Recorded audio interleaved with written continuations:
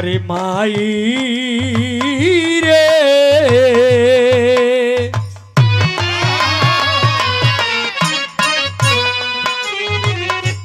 माई रोवेली हियर फार हो सुगनवा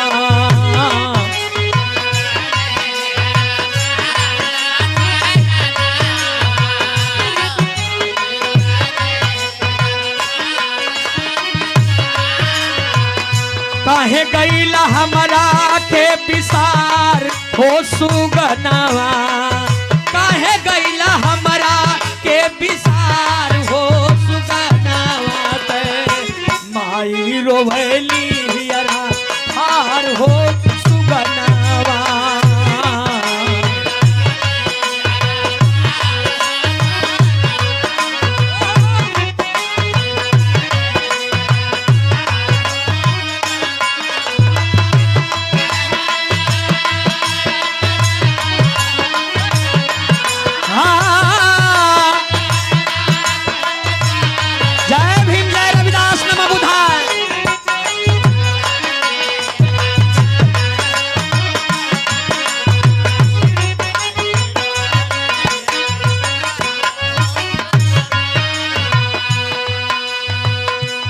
जौना माई का बेटा है दुनिया में ना रही माई त माई होले पंचो वो माई के दिल पर का गुजरी माई रोवतिया कि हमार बेटुआ कैसे हो जी जात हो पंचो। ए भैया पहली लाइन में कवि जी लिखत हुन उ माई रोवतिया घरवा में के रोवता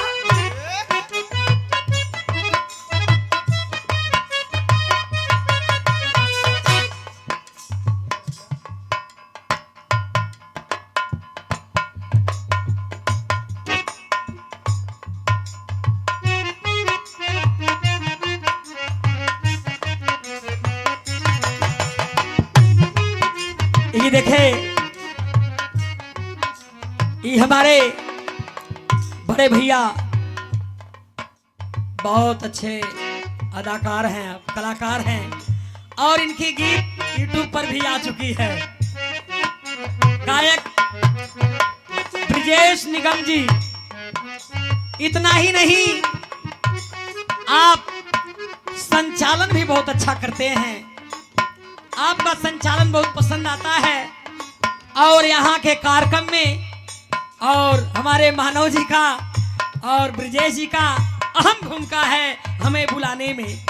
इस परिवार से आपने मिलाया इतना ही नहीं मैं आप लोगों का आभारी हूँ इसलिए कि इस परिवार में ही नहीं मेरा तार जुड़ा बल्कि इस गांव से मेरा तार जुड़ गया। जितनी हमारी माताएं बहनें हमारे भाई हैं हमारे बुजुर्ग पिता हैं सबसे मेरा तार जुड़ गया कि मिशन गायक फुलेंदर चमार जी को कोई जान गया तो ध्यान देंगे सादर जय भीम नमो बुधाय करते हैं और ये 500 रुपये का सम्मान आपका रहा सादर जय भीम नमो बुधाय। लेकिन बात वही कहे पहली लाइन से कहना बा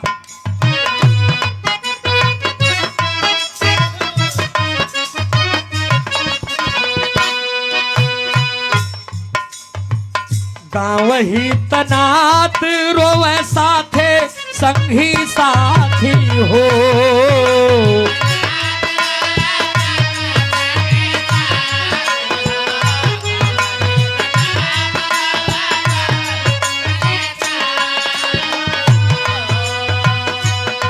बेटा नतनी रोवे संगा वा में नाती हो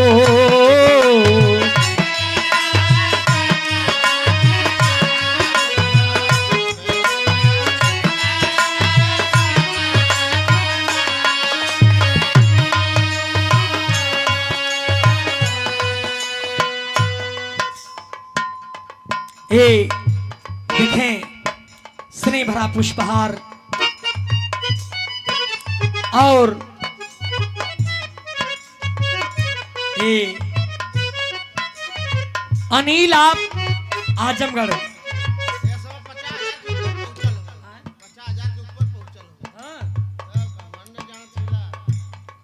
तो आप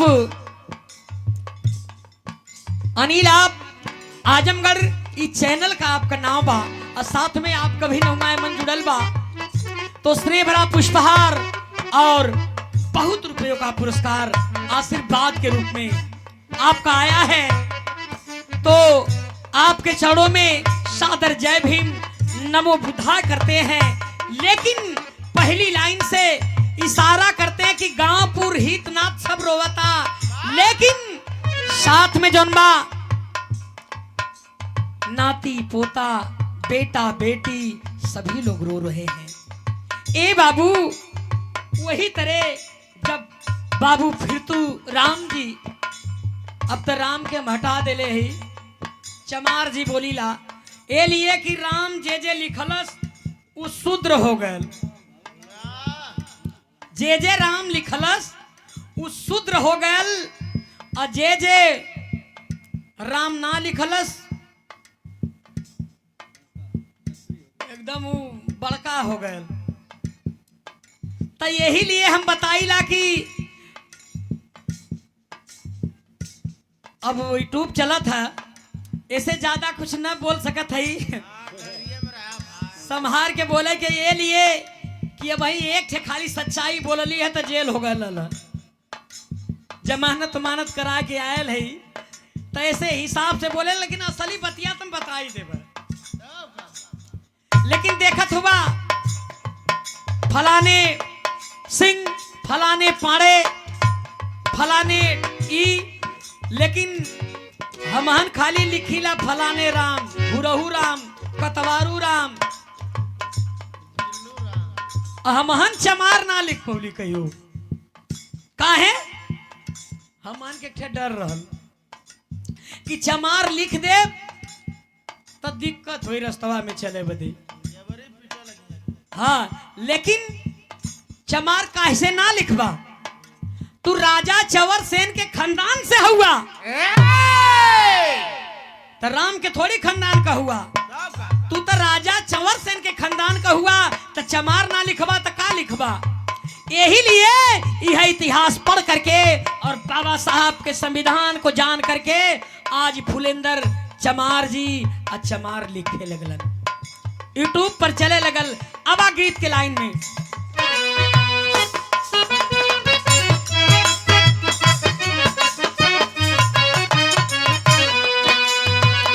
गावही तनात रोवे साथे संगी साथी हो,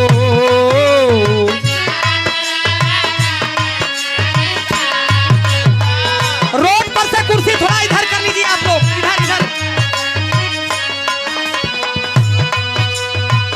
बेटी बेटा नतनी रोवे साना वहाँ मेरे नाती हो,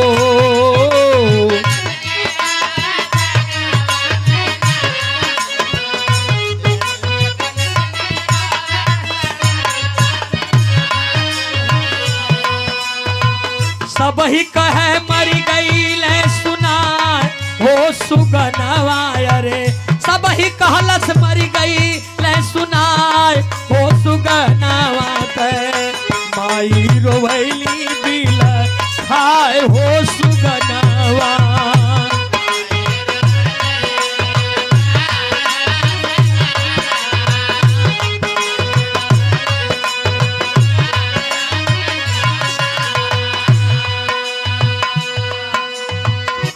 ए बाबू अब देखा मरल बेटा के उमाई जौने माई का बेटा शरीर छोड़ देले बा, मर गैल बा, निधन हो गैल बा, गोदी में लेकर के उमाई मरल बेटा के करत का बा,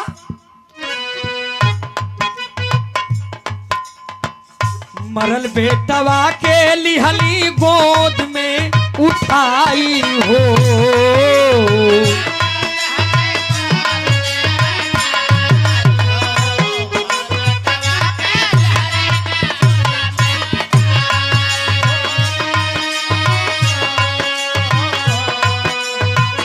आई गईली हवा जहमा बुद्ध रहले भाई हो, आई गईली हवा जहमा बुद्ध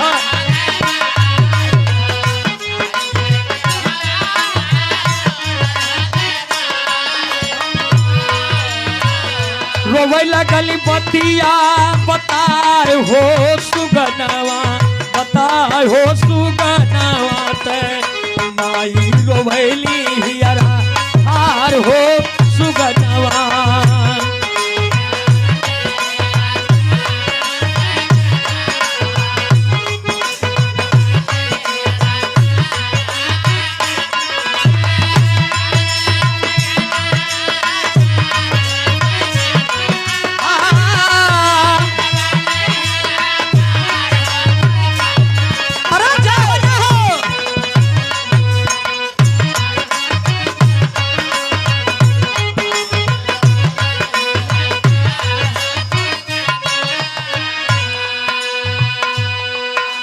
बेटा के अपने गोदी में लेके उमाई कहां पहुंचल, जहां पीपल के नीचे बुद्ध भगवान बैठे थे, अपना उपदेश दे रहे थे, ज्ञान बांट रहे थे, बता रहे थे अपने चेलों को। लेकिन इमाई वहां पहुंच गई अपने बेटुआ के लेके, बुद्ध जी से जा करके सवाल कर दी, सरकार लोग कहत हो हमार बेटवा के कि मर गइल बा, लेकिन आप जिया दही। ए बाबू, बुद्ध जी कहते हैं कि हाँ हाँ तुम्हारा बेटा जी जाएगा। कलश की वाह वाह वाह, अब हमार बेटा जी जाई। लेकिन बुद्ध भगवान कहते हैं कि जीत जाई, लेकिन तुम्हें कुछ सामान लाना होगा। कहला खाली बोला है आप बेटवा हमार जी जाई, तो सामान का चाहिए आप हमके बतावा। ए बाबू, सामान बतावे लगला, का बताओ तुम?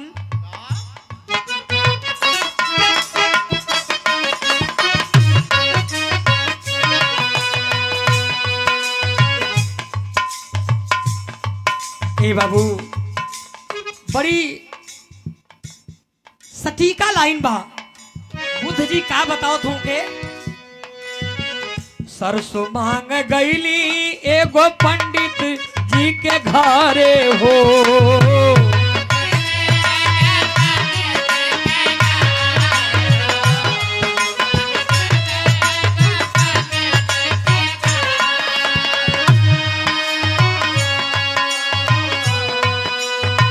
कहलन बुद्ध जी उस सामान कौन लेबू? थोड़ी सा सरसों चाहती है। बड़ी खुश भइल कि थोड़ी सा? कहला कि हाँ बहुत जरा सा, एक मुट्ठा रही, आधा मुट्ठा भी रही तो काम हो जाई। बड़ी खुश भइल। लेकिन एगो बात बुद्ध जी और कहला, बुद्ध भगवान यही कहे कि सरसों लियाना बेटी या बहन,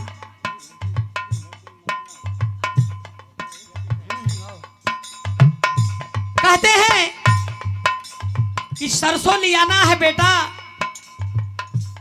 लेकिन उस घर से सरसों लाना है जिस घर में कोई मरा नहीं हो। ए भैया, कहला कि आप घबराई मत, सरसों तो हम लिया के छोड़ब। बेटा के लेलस, चल देलस। पहले गई एक पंडित जी के घरे। जब पंडित जी के घरे गई बानी, तब लिखत हो कवि जी,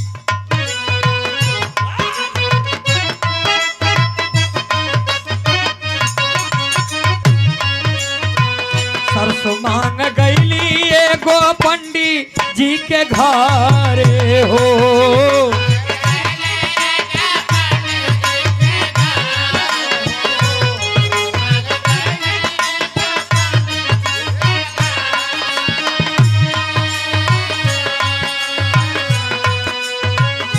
मरल केहू नाही हो ख बात लगली करे हो,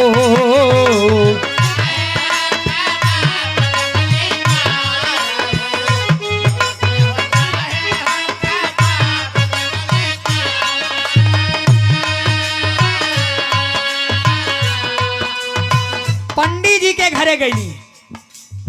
कहली बाबा महाराज, एक मुट्ठा सरसों का सवाल है, सरसों चाहत बा।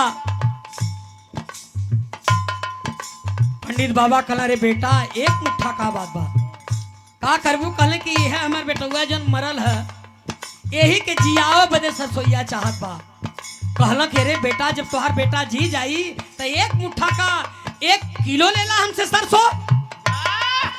लेकिन जब लिया के थाली में वो पंडित जी सरसों देवे लगला पंचो ई माई एगो बात कही देलस कहली कि महाराज सरसोईया तो देत हुआ एठे मार बात सुनी कहलन का कहलिन कि तोहरे घरे में कौनो मरण नहीं न पड़ल बा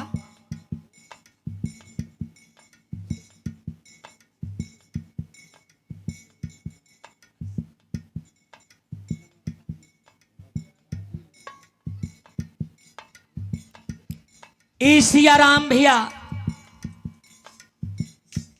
आशीर्वाद के रूप में ये आया है बहुत रुपया है और स्नेह भरा पुष्पहार आपकी ओर से रहा सादर जय भीम नमो बुधाय करते हैं। बात पर हमारे ध्यान दी है जौना समय ए बाबू कहली कि बाबा तोहरे घरे में कोनो मरण त नाही ने पड़ल बा पंडित जी तुरंत बता देहलन का कहलन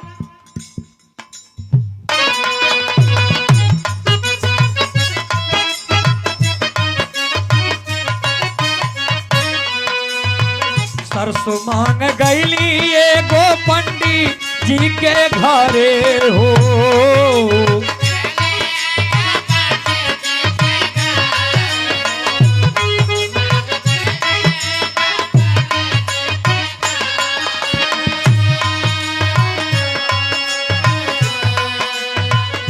मरल केहू नाही होत है बात लगली करे हो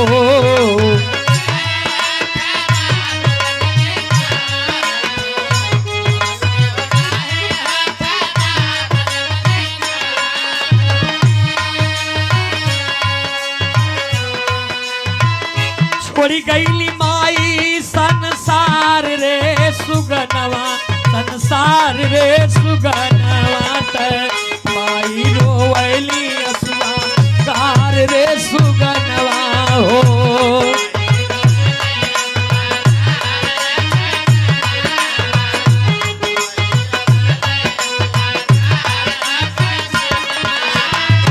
माई रोवैली। कुर्सी आप लोग इधर जगह है इधर लगा लीजिए। अरे जाओ जाओ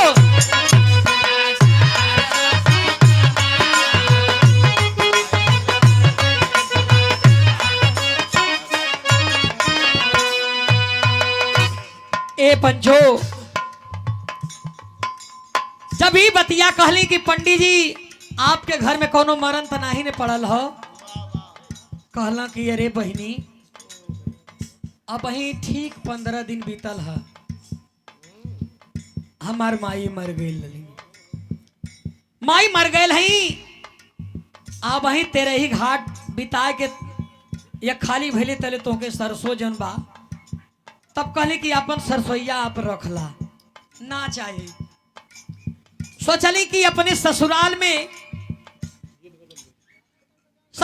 में चल के देख ली 2-4 घर देखली लेकिन जेकरी यहाँ गईली सब कहलस कि हमारे घरे हमार लड़का मर गल तो हमार बाबू मर गए हमार मामा मर गए हमार मौसा मर गए सोचली एजे से कमुआ ना भल लेकिन नहीं हरवा में जब चलब वहां तो माई हमार कोनो न कोनो जुआड़ कही दे। अब देखें नैहर पहुंचल ही मांगे बेले तक गीत लग गई।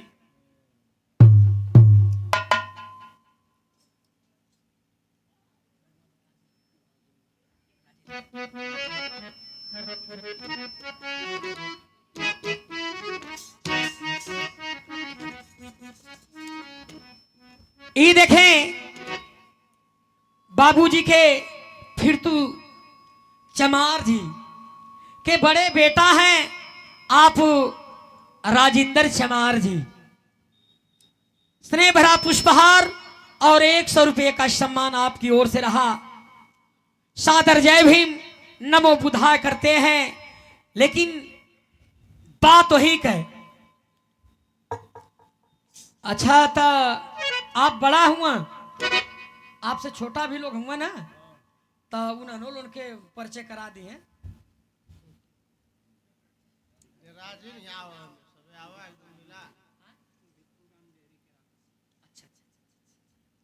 परेशान होइला तो 1 रुपया अब आप लोग मत लगाई हा केहू के।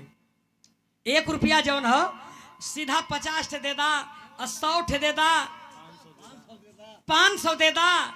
लेकिन 501 जहां कैला तो फिर पंडित जी की ओर चल गईला तू।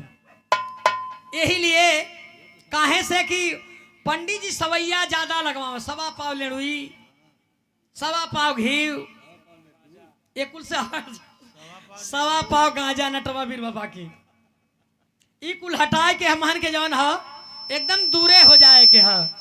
ये लिए कि आप शांति पाठ में आए हैं। अब हमान भाई आपन सब कुछ छोड़ के आप लोगन खातिर के आपन पूरा न्यौछावर कर दिले जा। आपन उनके समझावे में बात कहे में जेल जुर्माना कुल हो जाता हो। तो यही लिए आप भैया के देहरी से सादर जय भीम नमो बुधाय करते हैं। लेकिन आइए अब गीत पर चलते हैं।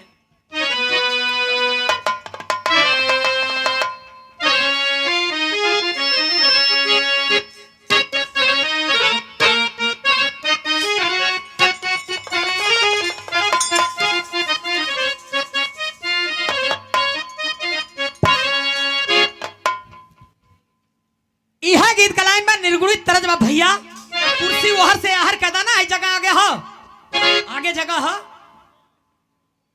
ओहर ना सड़क की ओर मत करा लोग। गाड़ी घोड़ा आवत है, चलता रास्ता है, केहू के डिस्टर्ब ना होकर, दिक्कत ना होकर, परेशानी ना होकर। और है तमाम जगह जेके ना जगह मिले यहर भी आके बैठ सकला। हाँ भाई कम जगह है, इधर भी जगह है। चला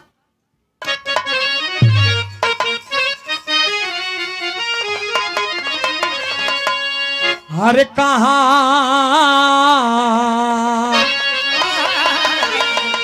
ले जा लाए पिया,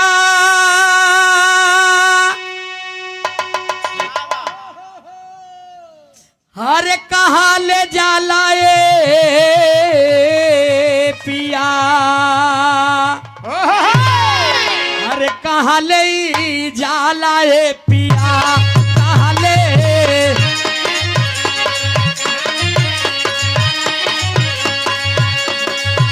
अरे मुँह पे डाल के चदरिया, कहाँ ले जाला हो पिया।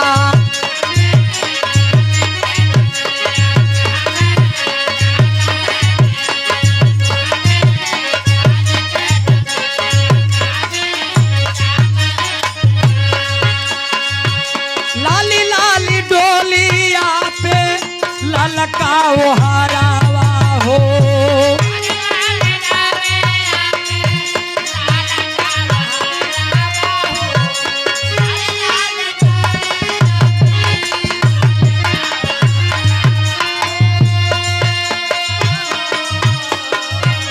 गोलियां उठाई लिहल 4 गो कहारावा हो।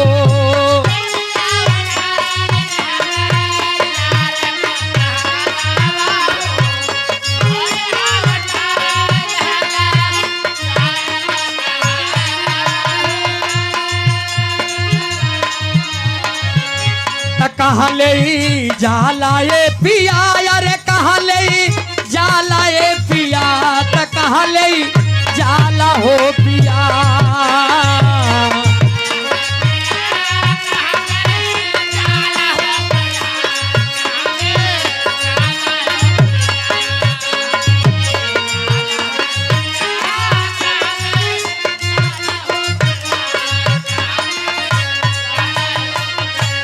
मुँह पर डाल के चदरिया, कहाँ ले जाला हो पिया। गैलिया।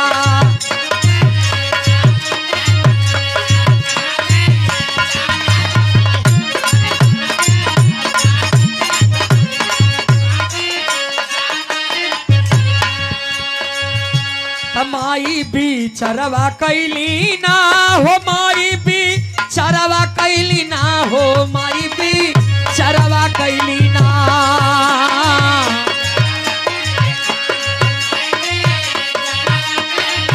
अरे सरसों मिल जाई नैहरवा, माई भी चरवा हो कैली ना।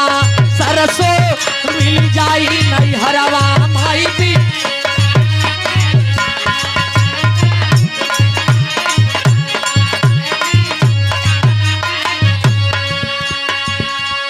दिमाग में बात आ गई कि ये हर काम ना भल, लेकिन जब नैहर में जाई तो हमार माई कहीं से भी जुगाड़ कर दी है। वो मुअलका लड़कवा के लेके माई पहुंच गई नैहर में। ए पंचो जब नैहर गई तब का भल मुअल्ला लना के लेके नैहर गई आई हो।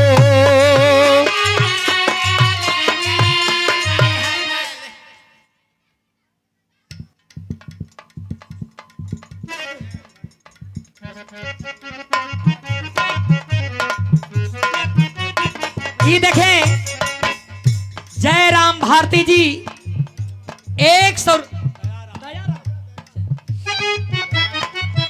सॉरी दयाराम भारती जी 100 रुपये का पुरस्कार जो शरीर छोड़े हैं बाबूजी। आप दयाराम भारती जी के चाचा श्री हैं। आपकी ओर से 100 रुपया और स्नेह भरा पुष्पहार सादर जय भीम नमो बुधाय करते हैं। लेकिन कहना बा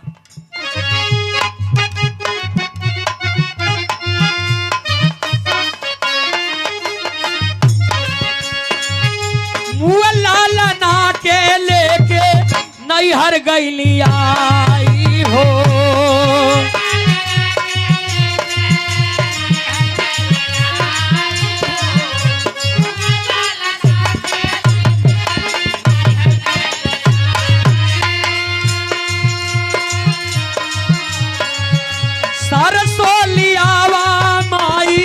कहली समझाई हो।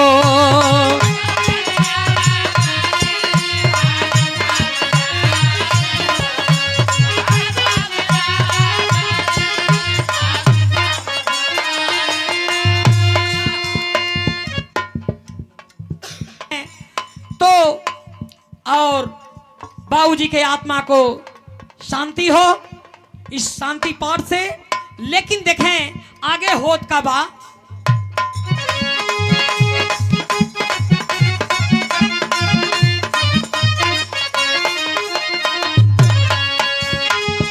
सरसों लियावा माई कहे समझाई हो।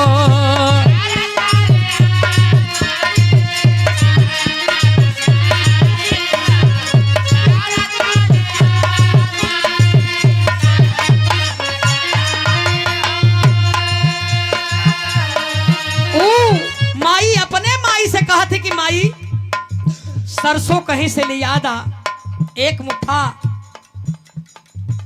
हई लड़कवा हमार बुद्ध जी कहले हो कि जी जाई कोई सरसोईया के द्वारा कहली अरे बेटा सरसों तो एक मुट्ठा का 1 कुंटल हम जुटा दे का बात करत हूँ। तबले के बात तू कहली कौन बात कहली बुद्ध जी वाली सरसों लिया घर में हो खना मरनवा तब भवनवा गईली ना।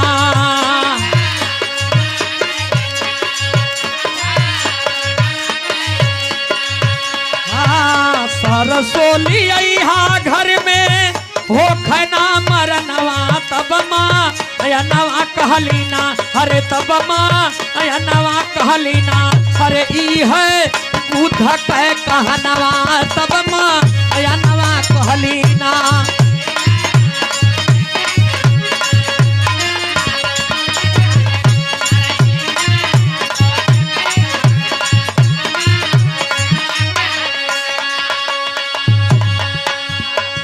ए बाबू माई कहने की ना रे बेटी,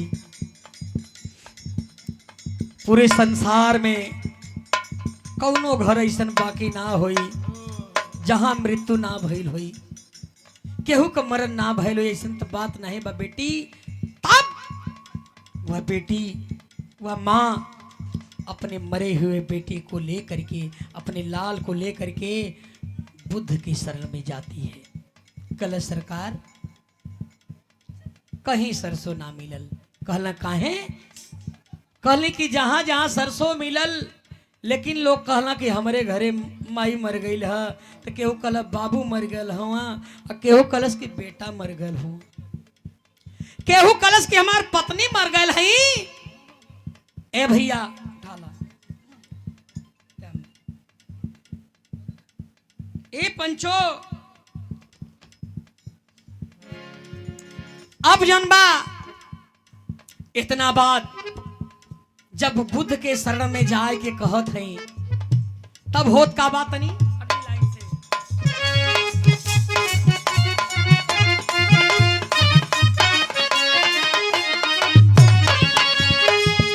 बुद्ध के चरण में लिहली सिरवा झुकाई हो,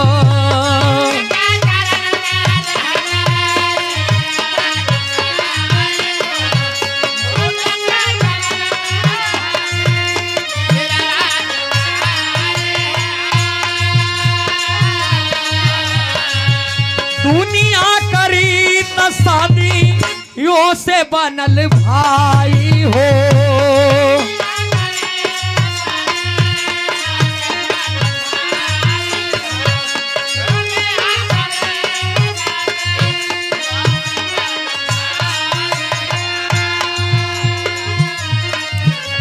बुद्ध जी कहते हैं अरे बेटी, यह दुनिया की रीति रिवाज है, जो आएगा उसको जाना है, कोई रोक नहीं सकता।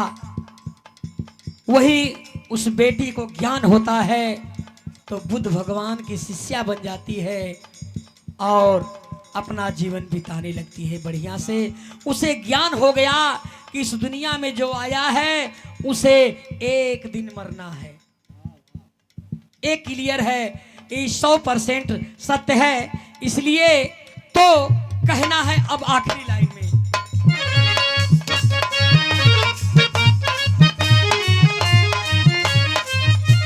कवले फूलेंद्र चमार जी आजमगढ़ बा घरवा, तब भी चरवा कैली ना। कवले फूलेंद्र चमार जी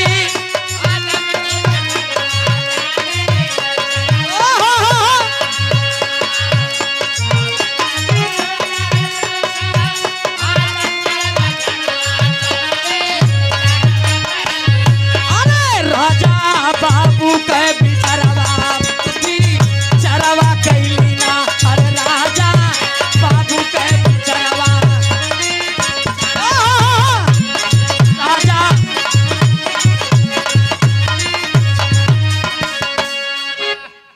भगवान रविदास जी, पेरियार ललई स्वामी, सबके लिए एक बार जोरदार ताली होनी चाहिए।